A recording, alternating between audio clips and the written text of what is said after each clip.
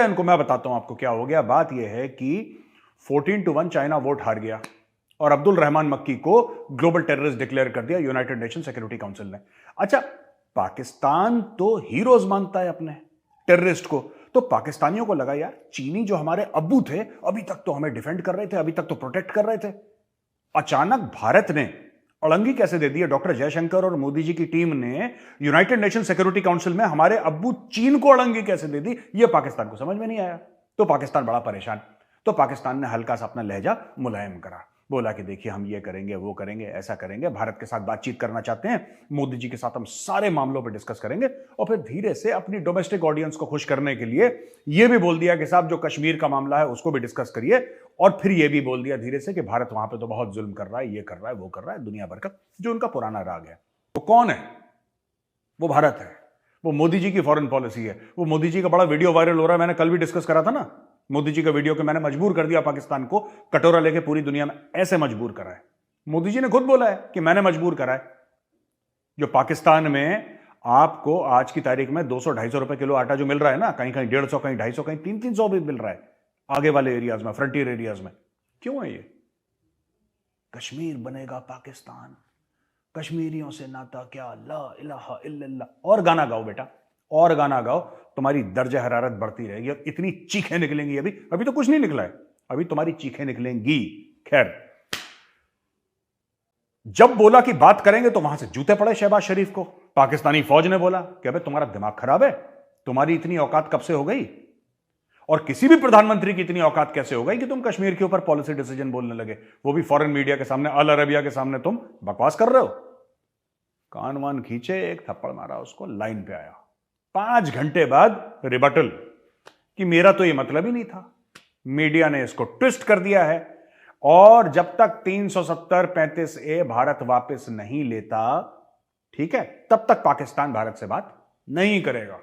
ओ बाबा, ओ तेरी, इतनी बड़ी बात। यार मुझे एक बात समझ में नहीं आई, इमरान खान के साथ भी ये बीमारी थी, ये शहबाज शरीफ के साथ भी ये बीमारी है। इनकी एक पॉलिसी है ही नहीं, ये सवेरे कुछ बोलते हैं, दोपहर को कुछ बोलते हैं, शाम को कुछ बोलते हैं। ठीक है, अगर भाई आपके पावर में नहीं है कमेंट करना तो क्यों कमेंट करते हो? फिर जनरल आसिम मुनीर को बोलो, वो कमेंट करेगा फॉरेन पॉलिसी पे।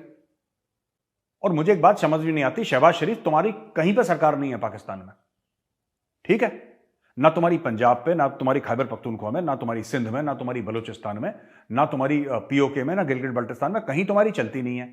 अरे भाई तुम मेयर हो इस्लामाबाद के, you are the mayor of Islamabad, you are not the prime minister of Pakistan. किस इमरान खान भी ये कहता था मैं भारत से बात नहीं करूंगा जब तक 370-35 से नहीं वापस होगा। भारत ने कोई जवाब दिया?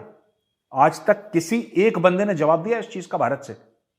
किसी ने जवाब नहीं दिया। हाँ, मीडिया में जो भी डिस्कशन, मीडिया तो फ्री है, मीडिया जो मर्जी करे।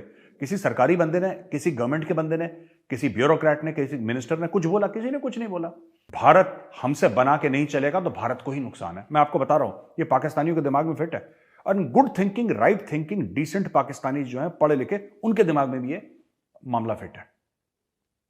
एक जमाने में भारत में भी यही सोच थी कि अगर हमारे जो नेबर हैं, हमारे पड़ोसी हैं, उनके साथ नहीं बनेगी तो भारत को भी घाटा होगा। अरे जब बन रही थी तब भी घाटा हो रहा था यार। पाकिस्तानी हैं साजिद तारर साहब, जो अलग अलग यूट्यूब चैनल्स पे आते हैं। ये साजिद तारर साहब की फोटो है और साजिद तारर साहब के पास रिलेशन में कई लोगों ने मुझसे, करीब 10-15 लोगों ने मुझसे सवाल पूछे कि कौन है ये, क्या हैं ये, पाकिस्तान के खिलाफ क्यों हैं, क्या ये प्रो इंडिया हैं, ये हैं कौन? ये कई साजिद तारर साहब के पास, देखिए मैं उनको जानता हूं, he is a very good human being, he is a fantastic individual. मेरी एक बार उनसे बात भी हुई है, उनके बेटे की शादी हुई थी तो मैंने उनको कॉन्ग्रेचुलेट करा था, लेकिन मैं उनको पर्सनली नहीं जानता। मैं इतना जानता हूं कि यूनाइटेड स्टेट्स ऑफ अमेरिका में रहते हैं, रिपब्लिकन पार्टी से उनका ताल्लुक है और पॉलिटिक्स में उनका इंटरेस्ट है, सोशल वर्क में उनका इंटरेस्ट है। जहां तक ये कहना कि क्या वो भारत से प्यार करते हैं, क्यों नहीं करेंगे यार। लेकिन आप लोग जो सोचते हैं ना वो पाकिस्तान से नफरत करते हैं, ये बात गलत है। और काफी इंडियंस ने मुझे बोला कि साजिद तारर साहब जो हैं, क्या वो पाकिस्तान से नफरत करते हैं? नहीं, बिल्कुल नहीं करते। इनफैक्ट मैं बता रहा हूं, mister Sajid Tarar loves Pakistan more than 99% of the Pakistanis. फिर वो कड़वा क्यों बोलते हैं? वो कड़वा इसलिए बोलते हैं कि जब आप बहुत ज्यादा किसी से प्यार करते हो ना, when you love somebody to an extreme, और कुछ गलत होता है फिर आपका दिल टूटता है। ये शिकवा कर रहे हैं, जैसे बच्चा अपनी मां से शिकवा करता है, ये शिकवा कर रहे हैं, शिकायत कर रहे हैं कि यार ऐसा नहीं होना चाहिए। वरना साजिद तारड़ साहब is very well settled in Washington DC, उनको क्या फर्क पड़ रहा है?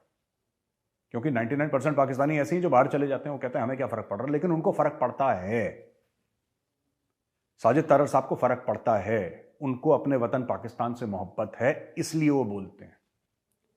This is my analysis of the person. आपने पूछा तो मैंने बीच में थोड़ा सा न्यूज आइटम को इंटरप्ट करके मैंने बोला आपको बता दूं। मेरे बहुत मैसेजेस आए हैं, खास तौर से कई लोगों के बारे में आए, लेकिन मैक्सिमम मेरे साजिद तारड़ साहब के पास आए हैं कि क्यों है ऐसा है, why does he talk like this. He talks like this, मुझे ऐसा लगता है he talks like this because of his immense love for his Motherland.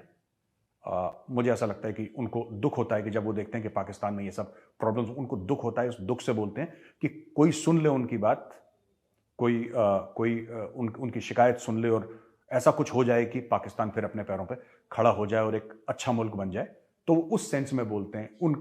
उनकी जो वाइब्स हैं वो पॉजिटिव हैं, वो नेगेटिव नहीं है, इतना मैं गारंटी के साथ आपको बता सकता हूं। अच्छा, तो साला है ये इसका हाफिज सईद का।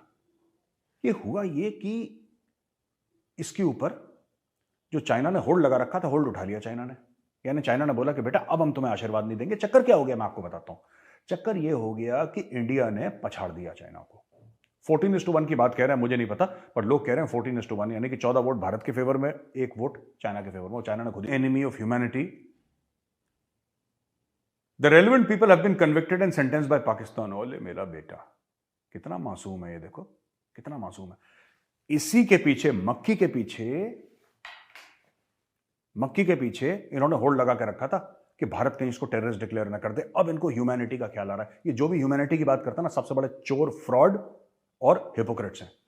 AK-203 जो कालिशनिकोव है राइफल, AK-203 वो मैन्युफैक्चर होना शुरू हो गई अमेठी में, और वहां पे एक सर्विंग मेजर जनरल को हेड बनाया। ये मोदी सरकार ने बड़ा बढ़िया काम करा। पहले क्या था कि ऑर्डिनेंस वाले खुद बनाते थे, क्या बनाते थे, और फौज को बोल देते थे कि तुम ये लो। अब फौज ले न ले, फौज की मर्जी, फौज को जैसा अच्छा लगे बुरा लगे, दे डोंट केयर। पहले ऐसे चलता था, ठीक है, क्योंकि मजबूरी थी लेना।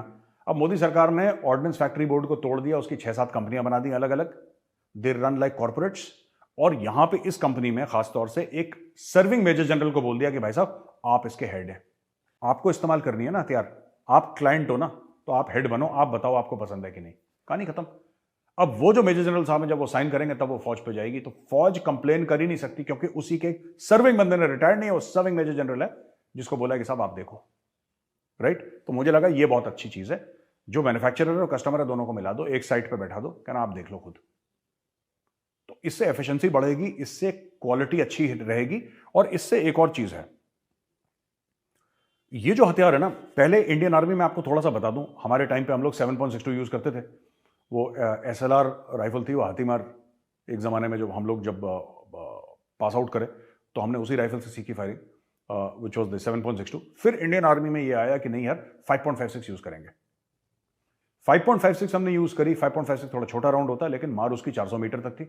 और 7.62 की जो हम लोग यूज़ करते थे, और इवन AK-47 मैंने जो यूज़ करी है, AK-47 की 300 मीटर की मार है। तो क्या हुआ कि जो इंसास राइफल है वो तो घटिया राइफल है, मैं 10 बार बोल चुका हूं, मुझे कोई शर्म नहीं है बोलने में, वो घटिया राइफल है, वो बेकार राइफल है। अब कोई कितना भी मुझे क्रिटिसाइज करे, मैं पर्सनल एक्सपीरियंस से बोल रहा हूं, घटिया राइफल है, ठीक है। अब उसको इंडियन आर्मी ने चेंज कर दिया। काफी टाइम से इंडियन आर्मी बोल रही थी कि दो राइफल, पता नहीं कितने सालों से बोल रही थी। कारगिल के बाद ही मुझे लगता है कि भारतीय सेना ने बोलना शुरू कर दिया था, भाई साहब खत्म करो यार ये राइफल। कारगिल के बाद उनको पता लग गया, और कई लोगों ने यह भी बोला, जो ऑर्डिनेंस में थे उन्होंने ये भी बोला कि नहीं साहब, इसी से कारगिल की लड़ाई जीती थी। कारगिल की लड़ाई कलेजे से जीती थी, इंसास से नहीं जीती थी। कारगिल की लड़ाई जो थी, भारतीय सेना वालों ने अपने कलेजे से जीती थी। तो ये गोली मत दो यहां पे, ठीक है, हमें सब पता है। अच्छा, एनीवे, तो ये जो वेपन है ये बहुत शानदार वेपन है। इसकी फोटोग्राफ देखिए, AK-203 इसका नाम है, कालिशनिकोव 203, और ये लेटेस्ट वर्जन है कालिशनिकोव का। 7.62x39 इसका कार्ट्रिज है। मैं कार्ट्रिज का कैलिबर और उसका डायमेंशंस आपको बता रहा हूं। और ये जो हथियार है 300 मीटर की इसकी मार है, और ये इसलिए भी कारगर है और इसलिए भी अच्छा है भारतीय सेना के लिए, क्योंकि जो वैली में ऑपरेट कर रखा है, कश्मीर में जिसने ऑपरेशंस करे हैं JNK में, सबके पास इसी का एक वेरिएशन AK-56, AK-47 उन्होंने चलाई होगी और मूविंग पार्ट्स वही हैं। थोड़ा डिफरेंस है, इंप्रूवमेंट है, बट बेसिकली कोई भी फौजी बंदा जो वैली में जिसने सर्व करा हो, राष्ट्रीय राइफल्स में सर्व करा हो, large part of the Indian army, for them this weapon is second nature. आपको किसी को सिखाने विखाने की जरूरत नहीं है, इसका खोल जोड़ क्या करना है, मेंटेनेंस को सब पता है। थोड़ा इसमें पिकेटिनी रेल्स लग जाएंगी ऊपर, जो ऐसे खांचे नहीं होते, आपने देखा होगा, जिसके ऊपर टेलीस्कोप फिट होता है, इंफ्रारेड फिट होता है, ये सब फिट होता है, दैट इज कॉल्ड पिकेटिनी रेल्स। वो थोड़ी रेल्स लग जाएंगी, थोड़ा आगे पीछे हो जाएगा, थोड़ा कॉम्पैक्ट वेपन हो जाएगा। शानदार वेपन है, इंडियन आर्मी के लिए इसलिए परफेक्ट है बिकॉज दोस्तों मैं आपको बता देता हूं, ये जो पूरा 5.56 का मामला है जो अभी हम इंसास यूज कर रहे हैं आज की तारीख में भी, इसका मारा मरता नहीं है यार। I am being very honest with you. अगर आपने क्लोज रेंज पे किसी को मार दिया वाइटल पार्ट पे तो मर गया, वरना ऐसे मैं खुद देख चुका हूं कई सारे केसेस जहां पे मारा, बंदों ने मुझे बताया साहब मारा और बंदा भाग गया वहां पे। इसका राउंड किलर नहीं है और इसका इंटेंट भी नहीं था कि किल करे। जब इसको इंडियन आर्मी ने एक्सेप्ट करा था तो इंडियन आर्मी का यह था कि नेटो ने करा है इसलिए हम भी करेंगे, और हमारा लॉजिक यह है साहब कि हम बंदे को मारना नहीं चाहते, हम दुश्मन को घायल करना चाहते हैं, क्योंकि अगर दुश्मन घायल होगा तो 4 लोग उसको लिटाएंगे, स्ट्रेचर पे ले जाएंगे, तो 4 बंदे इनके और खर्च होंगे, और फिर वो चीखेगा, चिल्लाएगा, सबका मोराल लो होगा। पता नहीं कोई स्टोरी थी इनकी जो भी थी, राइट, पर वो स्टोरी गलत प्रूव हो गई। अब इंडियन आर्मी ने ये बोल दिया कि नहीं, हमें वही हथियार चाहिए जो मार के खत्म करो, कोई चीखना चिल्लाना कुछ नहीं, इसको खत्म करो, दी एंड। जो मेरी सुनी सुनाई बातें हैं, मैं ये नहीं कह रहा कि मैं आपको ये जो लॉजिक है ये 100% एक्यूरेट है, मैं ये नहीं कह रहा आपसे, I am not saying it's 100% accurate, I am saying कि मैंने ये सुना है। जब मैं फौज में था मैंने यही कारण सुने थे, टेक्निकल कारण कुछ और हो सकते हैं, लेकिन ये मैंने कारण सुने थे इंसास को लेने के लिए। लेकिन अब इंडियन आर्मी बहुत पहले से बोल रही है, अब जाके सरकार ने बोला और अब प्रोडक्शन शुरू हो गया। सबसे बड़ी बात है, ऐसा नहीं कि कोई डील साइन हुई है, बनना शुरू हो गई और कह रहे हैं मार्च अप्रैल तक काफी हद तक ये निकलना और इंडियन आर्मी में जाना शुरू हो जाएंगी ये राइफल्स। फिर ये पैरामिलिट्री फोर्सेज में जाएंगी, फिर ये राइफल्स सीपीओज में जाएंगी, जैसे बीएसएफ है, आईटीबीपी है, सीआरपीएफ है, एसएसबी है, सीआईएसएफ है, वहां पे जाएंगी। फिर स्टेट पुलिस में जाएंगी। तो इंडिया में मुझे लगता है सरकारी तौर पे 4 या 5 मिलियन राइफल आराम से ये खप जाएंगी कुछ सालों में, इतना तो ना। फिर वो एक्सपोर्ट भी आप करिए, आपको जो करना है। सो ये हो गया है यहाँ पे, ठीक है। ये एक बहुत